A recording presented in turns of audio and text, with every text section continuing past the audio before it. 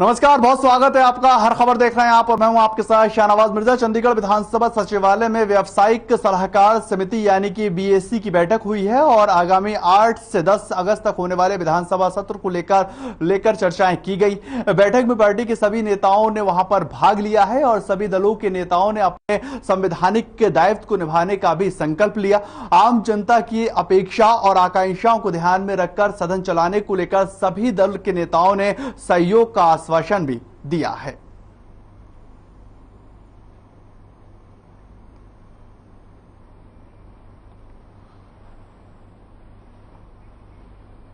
चंडीगढ़ के अंदर मानसून सत्र को लेकर चर्चाएं की गई हैं और बड़ी बात यहां पर यह रही कि 8 अगस्त से यह मानसून सत्र शुरू होने वाला है और तमाम दल के लोगों ने इस बात को लेकर भी हामी भरी है कि जनता के हित में जितने भी काम होंगे उसको लेकर हम सब एक साथ खड़े हुए हैं। मानसून सत्र को लेकर लगातार प्रयास किए जा रहे हैं कि वो बेहतर ढंग से और बेहतर तरीके से चलता हुआ नजर आए और जो विधानसभा के अंदर ये सत्र चलेगा उसमें कई ऐसे फैसले लिए जाएं जिससे हरियाणा के साथ हरियाणा वासियों के लिए खुशहाली की उम्मीदें बनती हुई नजर आए और हरियाणा जो है वो प्रगति के पथ पर बढ़ता हुआ दिखाई दे।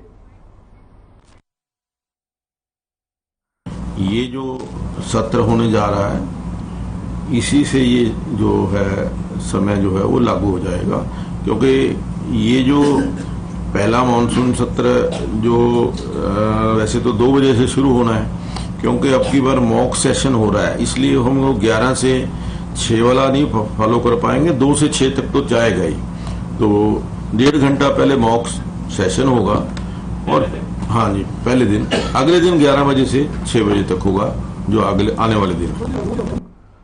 हरियाणा के राज्यपाल बंडारू दत्तात्रेय राजीव गांधी एजुकेशन सिटी में मौजूद रहे और doctor Bhimrao Ambedkar law university का निरीक्षण करने के लिए वहां पहुंचे थे। इस दौरान उन्होंने मां सरस्वती की प्रतिमा के समक्ष दीप प्रज्वलित कर लोगों को याद किया और भारत भाग्य विधाता के साथ साथ भारतीय संविधान सभा 24 जनवरी 1950 को संबंधित चित्र का विमोचन किया। इस दौरान उन्होंने लॉ के छात्र छात्राओं से भी बातचीत की है और राज्यपाल ने कहा कि एक अच्छा व्यक्तित्व रखना ही समाज में अपने आप में दर्शाता है कि आप नेक दिल इंसान। उन्होंने कहा आजादी का 75वां अमृत महोत्सव चल रहा है और इस दौरान आजादी के लिए शहादत देने वाले देशभक्तों से संबंधित पुस्तकों को आप तमाम लोग जरूर पढ़ना। आजादी का अमृत महोत्सव चल रहा है। आप इतने हमारे देशभक्त लोग थे, उन्होंने देश के लिए कुर्बानी की। उन लोगों का भी थोड़ा इतिहास है, बहुत से लोग हैं, कुछ लोगों का नाम तो मालूम है, लेकिन ऐसे कुछ लोग हैं हरियाणा में, पंजाब में या यूपी में, बिहार में, बहादुर राजस्थान में बहुत से लोग हैं जिन्होंने देश के लिए त्याग किया, कुर्बान किया। उनके बारे में ज्यादा मालूम है, वैसे लोगों के बारे में भी जानकारी है। अंत में इतना ही कहूंगा मैं, आजादी का अमृत महोत्सव है, इसमें आप लोग इन्वॉल्वमेंट होना चाहिए। चंडीगढ़ के अंदर कांग्रेस विधायक दल की बैठक हुई है और बैठक के बाद से ही नेता प्रतिपक्ष भूपेंद्र सिंह हुड्डा का एक बयान निकलकर सामने आया। उन्होंने कहा कि मानसून सत्र में 7 काम रोको और 9 ध्यानीकरण प्रस्ताव लाए जाएंगे। साथ ही कहा कानून व्यवस्था को लेकर भी बात की जाएगी और लगातार बेरोजगारी का मुद्दा भी उठाते हुए हम नजर आएंगे और पंचायती फंड का इस्तेमाल नहीं करने को लेकर भी प्रस्ताव लाया जाएगा। भूपेंद्र सिंह हुड्डा ने आगे ये भी कहा कि शॉर्ट ड्यूरेशन में अग्निपथ का मुद्दा उठाया जाएगा और साथ ही साथ हरियाणा का पंजाब विश्वविद्यालय में शेयर का मुद्दा भी उठाते हुए नजर आएंगे।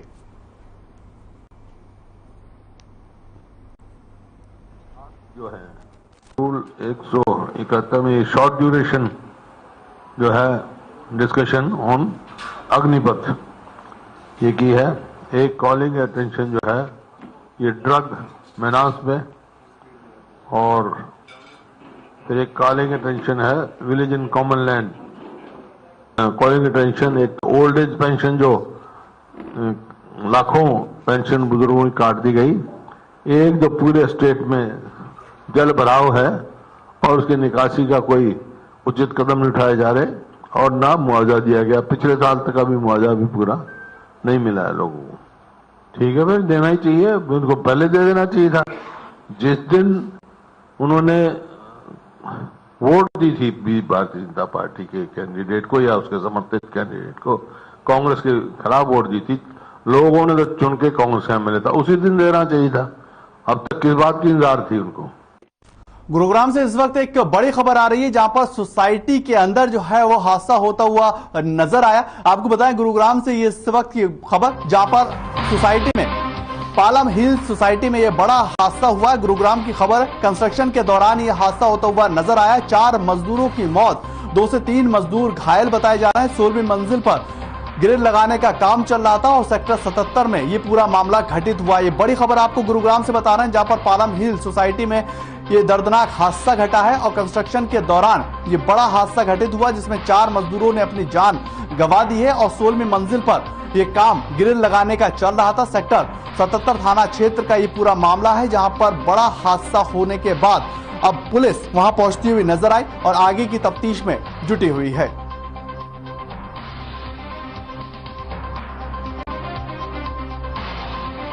सेक्टर 77 का ये पूरा मामला है, ये आपको तस्वीरें दिखा रहे हैं जहां का ये पूरा मामला है। गुरुग्राम का सोसाइटी का ये मामला है जहां पर 16वीं मंजिल पर ग्रिल लगाने का काम किया जा रहा था। पालम हिल सोसाइटी है और ये वो सोसाइटी और ये वो बिल्डिंग जहां पर ये काम किया जा रहा था और वहां से 4 मजदूर जो हैं उनकी मौत हुई है और 2 से 3 मजदूरों के घायल होने की खबर आई है। ये बड़ी खबर आपको गुरुग्राम से इस वक्त हम बता रहे हैं। एम्बुलेंस और साथ ही साथ पुलिस विभाग के लोग वहां पर पहुंचते हुए नजर आए और आगे की तफ्तीश करते दिखाई दे रहे हैं।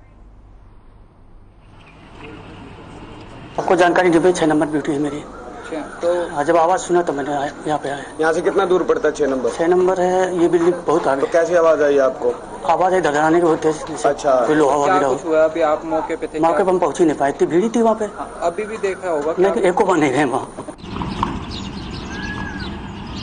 गुरुग्राम से हमारे संवाददाता संजय जी हमारे साथ जुड़ चुके हैं। संजय जी, क्या कुछ ये पूरा मामला है और बड़ी खबर ये बनती हुई नजर आ रही है कि 16वें माले पे काम चल रहा था, किस तरह से ये हादसा जो है घटित हुआ है?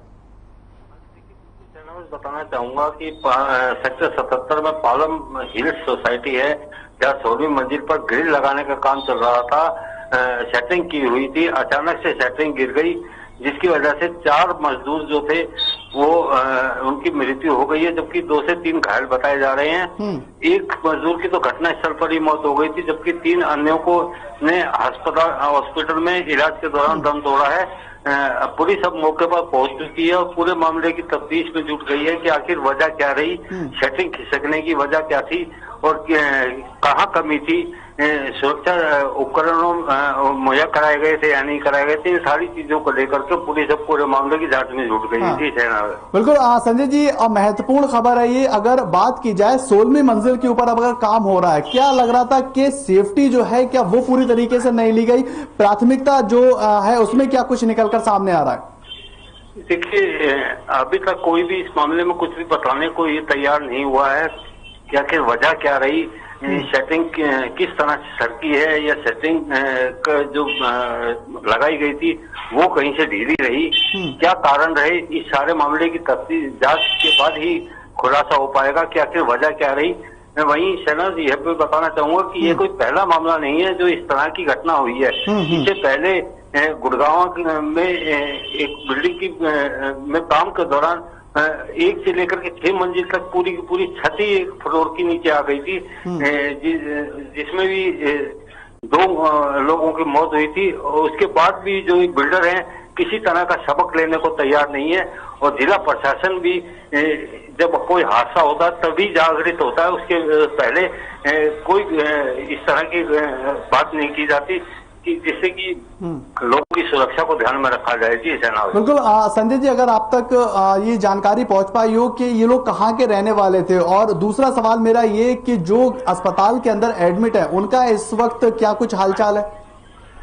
देखिए, फिलहाल अभी ये जानकारी नहीं मिल पाई है कि ये मजदूर कहाँ के सारे रहने वाले थे, क्योंकि पुलिस का जो कहना है कि उनकी प्राथमिकता ये है कि जो इलाज चल रहा है जिन मजदूरों का, पहले उनका देखा जाए कि उनकी हालत किस तरह की है, क्योंकि अभी उन तीनों की हालत भी खतरे में बताई जा रही है, ठीक नहीं है हालत। तो पुलिस की प्राथमिकता है कि पहले उनको उपचार मिल जाए और जांच के बाद ये खुलासा हो पाएगा कि आखिर ये कहाँ के रहने वाले थे और यहाँ क्या क्या कमियां पाई गई। जी धन्यवाद। बिल्कुल संजय जी, एक और आखिरी सवाल आपसे पूछना चाहूंगा, जो बिल्डर है जो इस पूरी बिल्डिंग में काम करवा रहे थे, क्या उनका पता चल पाया? क्या पुलिस उन तक पहुंचती हुई नजर आई है? देखिए, पुलिस का साफ कहना है कि ये जो बिल्डर है पाम हिल सोसाइटी है, इसका जो बिल्डर है उससे संपर्क किया जा रहा है और उसको भी जांच में शामिल किया जाएगा कि आखिर वजह क्या रही, किसको ठेका दिया था, कौन ठेकेदार था। इन सारी चीजों के बारे में पुलिस अभी तफ्तीश में जुटी हुई है, क्योंकि कुछ देर पहले का ये हादसा है। जी धन्यवाद। चलिए, बहुत बहुत शुक्रिया संजय जी आपका इस तमाम जानकारी के लिए, बातचीत करने के लिए। पालम हिल सोसाइटी में एक दर्दनाक हादसा और 4 मजदूरों की उसमें जान चली गई। उधर झज्जर के सलानी गांव में बारिश के बाद कई जगह पर जलभराव होता हुआ नजर आया है और इसके चलते स्कूल मंदिर तक पानी भरता हुआ दिखाई दिया है और ग्रामीणों को काफी परेशानियों का सामना करना पड़ा। इसके चलते ग्रामीण जिला उपायुक्त कार्यालय पहुंचे और जिला उपायुक्त शक्ति सिंह से शिकायत की है और ये कहा कि अगर समस्या का समाधान नहीं होता है तो सड़कों पर उतरकर आंदोलन करने पर मजबूर होंगे। इसका खामियाजा प्रशासन को भुगतना पड़ेगा और ग्रामीणों का यह भी कहना है कि लगातार अपनी समस्याओं को लेकर वो संबंधित अधिकारियों से मिल चुके हैं और कुछ दिन पहले ही वो समस्याओं को लेकर यहां पर आए थे और अधिकारियों ने इनकी समस्याओं का समाधान का आश्वासन भी दिया था, लेकिन अभी तक कोई भी समाधान होता नजर नहीं आया है।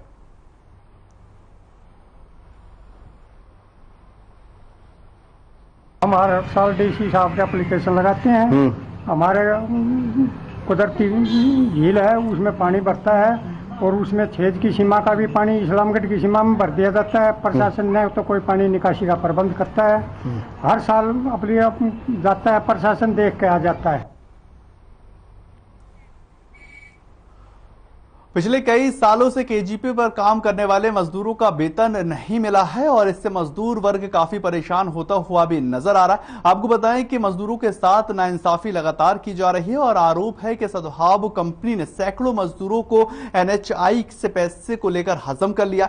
इसके चलते मजदूर जो है वो बेबसी और मजदूरी में बिल्कुल परेशान होते हुए नजर आ रहे हैं और प्रदर्शन करते हुए दिखाई दे रहा है। सरकार से ये मांग है कि उनका वेतन जो है वो जल्द से जल्द दिलवाया जाए ताकि उनकी जिंदगी जो है वो बहाल होती नजर आए।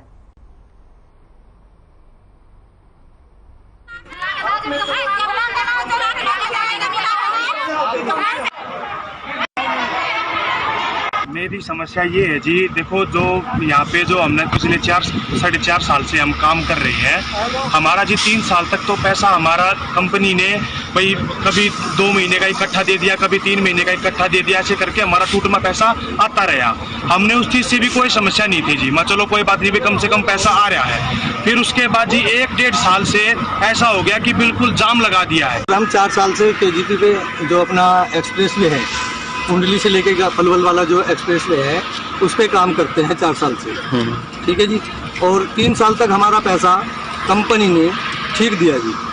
अब 3 साल होने के बावजूद अब 1 साल का जो पैसा बकाया है उसको रोज झूठ बोलते हैं कि आज देंगे, कल देंगे। सुबह को कहते हैं कि आज डल जाएगा, कल कहते हैं कि आज डल जाएगा। वे पैसा नहीं डालते और झूठ बोलते हैं डेली।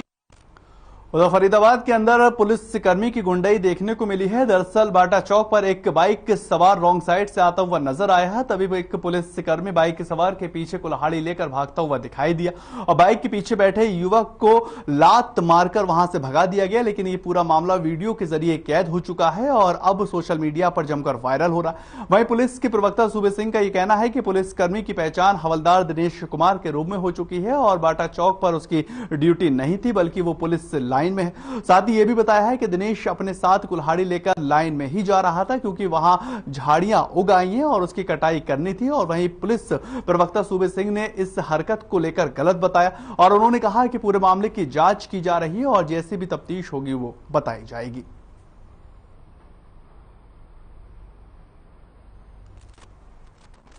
ये सोशल मीडिया के विभिन्न प्लेटफॉर्म पर एक वीडियो वायरल हो रहा है। इसमें संज्ञान में आया है और पुलिस आयुक्त महोदय श्री विकास कुमार अरोड़ा ने इसकी जांच के निर्देश दिए हैं कि कौन है वो पुलिसकर्मी, और एसीपी सिटी बल्लभगढ़ द्वारा इसकी जांच की जा रही है।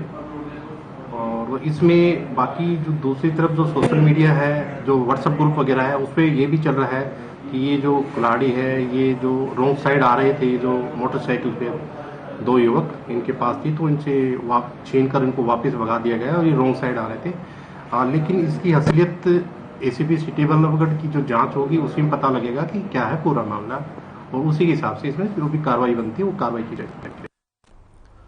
खबर फरीदाबाद से है, जहां पुलिस के कप्तान की फोटो का इस्तेमाल कर ठगी करने वाले आरोपियों को जिला साइबर पुलिस ने गिरफ्तार कर लिया है और इस कामयाबी को हासिल करने में उनकी टीम को अधिकारियों ने बधाई भी दी। वहीं उप पुलिस अधीक्षक विजयपाल ने प्रेस कॉन्फ्रेंस कर पत्रकारों को बताया कि आरोपी प्रवीण कुमार ने अपनी प्रोफाइल फोटो पर जिला पुलिस से कप्तान राजेश दुग्गल का फोटो लगाया है और पुलिस उप अध्यक्ष के संपर्क कर उनसे फायदा उठाने का प्रयास किया गया। इस पूरे मामले की भनक लगते ही पुलिस ने तुरंत कार्रवाई करते हुए आरोपी प्रवीण कुमार को धर दबोचा है और साथ ही यह भी बताया गया है कि प्रवीण कुमार पहले से ही अपने एक परिजन की हत्या के आरोप में आरोपित है। और वहीं जिला पुलिस ने साइबर क्राइम के बचने के लिए क्षेत्रों के लोगों को निर्देश दिए हैं कि आखिर आप इस क्राइम से कैसे बच सकते हैं। फरीदाबाद के अंदर एसपी की फोटो लगाकर ठगी का काम जो है वो ये शख्स किया करता है और पुलिस को इसमें एक बड़ी सफलता हाथ लग चुकी है। आपको बताएं कि पुलिस की गिरफ्त में आरोपी आ चुका है और लगातार आरोपी जो है वो ठगी के मामलों को अंजाम देता हुआ नजर आया। लेकिन बड़ी बात यहां पर यह रही कि आरोपी के ऊपर पहले से भी कई अन्य धाराओं में मुकदमे दर्ज हैं और साइबर क्राइम अब इस बात की तफ्तीश करते हुए नजर आ रही है कि आखिर इसने कहां कहां कितने कितने रुपए की ठगी को अंजाम दिया है।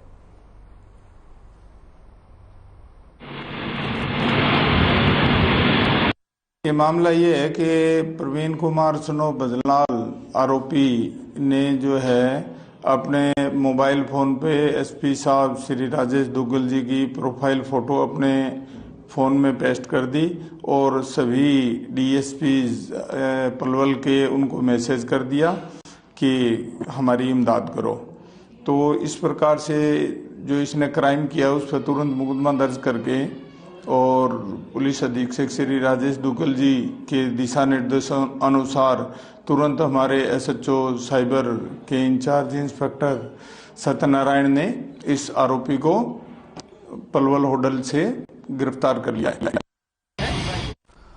बहादुरगढ़ पुलिस ने केले की रेडी लगाकर केले के साथ गांजा बेच रहे एक युवक कंचन नाम के व्यक्ति को गिरफ्तार कर लिया है और पुलिस ने गिरफ्तार युवक से करीब 3.5 किलो का गांजा भी बरामद किया।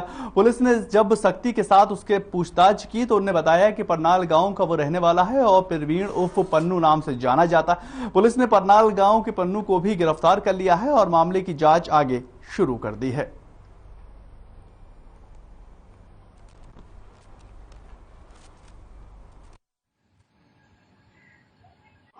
कल हमें गुप्त सूचना मिली थी कि कंचन नाम का आदमी विवेकानंद नगर लाइन पर बहादुरगढ़ में गांजे का काम करता है। तुरंत प्रभाव से टीम एएसआई अनिल व उसके साथी वहां मौके पर भेजे गए।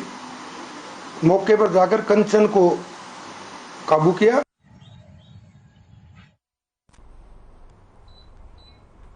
झज्जर से खबर है, जहां पर स्कूल के पास एक बस को कार से पीछे से टक्कर मार दी गई और इससे बस का संतुलन बिगड़ गया है और बस सड़क किनारे पेड़ से जा टकराई। इससे एक बच्चा भी घायल होने की खबर निकलकर सामने आई है और बाकी अन्य किसी बच्चों को चोट नहीं आई। वहीं कार चालक गाड़ी सहित मौके से फरार हो चुका है और पुलिस शिकायत दर्ज करवाई गई। पुलिस आरोपी की कार और चालक की तलाश में जुटी हुई है।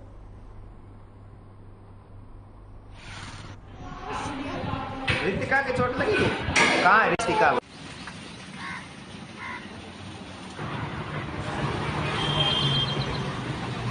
जोर चौक से अपना हाथ दे के और अपनी साइड में जा रहा था बंसी कॉलोनी में, पूरी साइड में होके अपनी साइड दबा दी।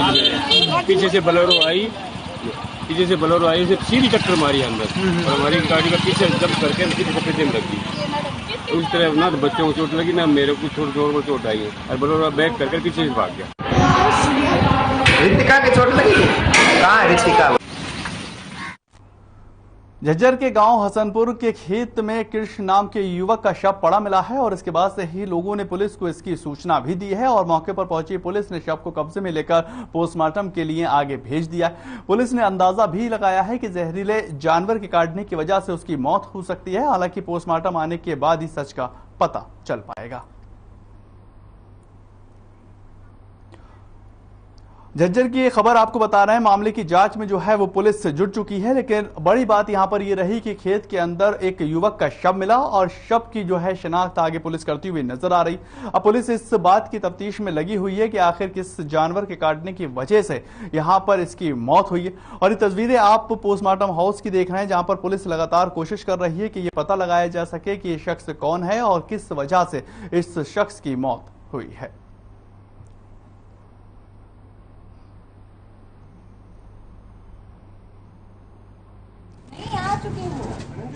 ये कृष्ण नाम का है, धर्म सिंह का सनपुर से। इसकी डेड बॉडी मिली है खेत में। ये वो मुंह के तान पड़ा था।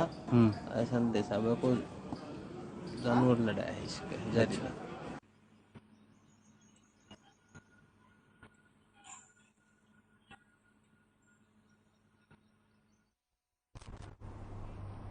उधर 2 दिन से लापता बच्ची का शव गुरुग्राम पुलिस ने बरामद कर लिया है और दौलताबाद इलाके से वहां बरामद किया गया। राजेंद्र पार्क थाना क्षेत्र का रहने वाला 8 वर्षीय मासूम ऋषभ अपने 2 अन्य दोस्तों के साथ बरसाती गड्ढे में नहाने के लिए पहुंचा था और मौजूदा लोगों ने उसे नहाने से मना किया। उन्होंने बताया कि उसके आसपास सरियें पड़ी हुई हैं, आप मत नहाइए। इसलिए लोग जो है वो समझाने का प्रयास करते रहे, लेकिन तीनों बच्चे उस गड्ढे में नहाने लगे और वहीं नहाने के दौरान मासूम ऋषभ का पैर फिसल गया और वो डूबने लगा। उसके साथ ही बच्चों ने शोर भी मचाया, लेकिन किसी ने भी वहां पर आवाज नहीं सुनी और कोई भी मदद के लिए नहीं पहुंचा, जिसके चलते मासूम डूब गया और उसकी मौत हो गई। वहीं इस पूरे मामले की मृतका की मां की माने तो दोपहर के बाद से ही ऋषभ घर से खेलने के लिए गया था और वो लापता हो गया था। इन्होंने कल से ही ढूंढने का प्रयास भी किया था और लगातार कोशिशें जारी थी। आपको बताएं कि मौके पर पहुंची गुरुग्राम पुलिस ने गड्ढे के पानी को बाहर निकाला है और मौके से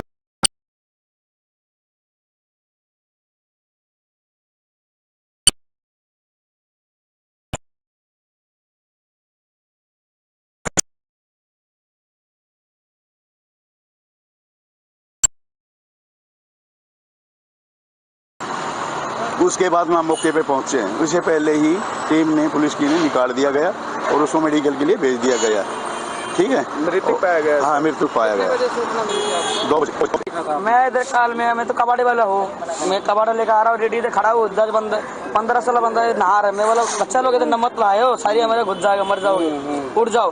फिर मैं उधर रेडी हूँ, तो फिर खड़ा है ना, उधर गया, वो चिल्ला रहे। विकास का लड़का चिल्ला रहा, मेरा दोस्त घुस गया अंदर। देखिए कूद गया, नहीं मिला, दोबारा कूद के पैर में लग गया। अच्छा। फिर सब आदमी को बुला रहा, कोई नहीं सुन रहा। फिर मैं चला गया घर। सुबह आंटी मेरे को देखे, कोई लड़के को किसान तो उसमें तो काले दिन नहाने का मैं देखा। वो मेरा बेटा है। क्या हुआ? वो 7 बजे मेरी गली में बता रहे थे कि 7 बजे हमने तुम्हारा बेटा यहाँ देखा है गली में। 7 बजे के बाद मैंने ढूंढना चालू कर दिया पूरे में। सब में देखा मैंने, सब में देखा, कहीं नहीं देखा। फिर मैंने अपने घर वालों को फोन करा, मैंने कहा बाबू नहीं मिल रहा है अपना ऋषभ। ये कह लगे गली में देखो कहीं। मैंने कहा मैं सब तरफ देखा ही, कहीं नहीं दिख रहा। झज्जर की यादव कॉलोनी में जयपाल नाम के युवक का शव मिलने से सनसनी फैलती हुई नजर आई है। वहीं स्थानीय लोगों ने इसकी सूचना पुलिस को भी दी। घटना स्थल पर पहुंची पुलिस ने मृतक के शव को कब्जे में ले लिया है और आगे पोस्टमार्टम के लिए भिजवा दिया गया। मृतक के जयपाल के परिजनों ने अपनी बहू पर एक शक जाहिर किया है और फिलहाल पुलिस इस पूरे मामले की तफ्तीश में जुटी हुई है। मदाना खुद डेड बॉडी रखी हुई थी, जो उसकी घरवाली से हमने पता किया भाई कैसे इसके मौत हुई। उसने बदला भी रात को ये शराब पी कर आया था और रात को आके सो गया। सुबह हमने देखा था वो सोनीपत की पुरानी गुड़ मंडी डाक खाने वाली गली में बंद मकान में बुजुर्ग का शव मिलने से सनसनी फैल चुकी है और 82 साल के बुजुर्ग रामनिवास का शव बाथरूम में पड़ा मिला। रामविलास पिछले लंबे समय से बीमारियों से ग्रस्त थे और वहीं मृतक की पत्नी भी बिस्तर से उठने में असमर्थ। पति पत्नी दोनों 10 दिन से मकान के अंदर बंद थे और वहीं मकान से बदबू आने के बाद जब पड़ोसियों को शक हुआ तो उन्होंने पुलिस को मामले की जानकारी दी। मकान का दरवाजा खोलने के बाद बुजुर्ग महिला भी अपने कमरे में बिना कुछ खाए पिए ही वहां पर लेटी हुई थी और इसके इलाज लगातार निजी अस्पताल में चल रहा था। आपको बताएं कि मृतक रामविलास के बेटे पहले ही मौत हो चुकी है और मौके पर पहुंची पुलिस ने रामनिवास के शव को कब्जे में लेकर आगे पोस्टमार्टम के लिए भिजवा दिया है।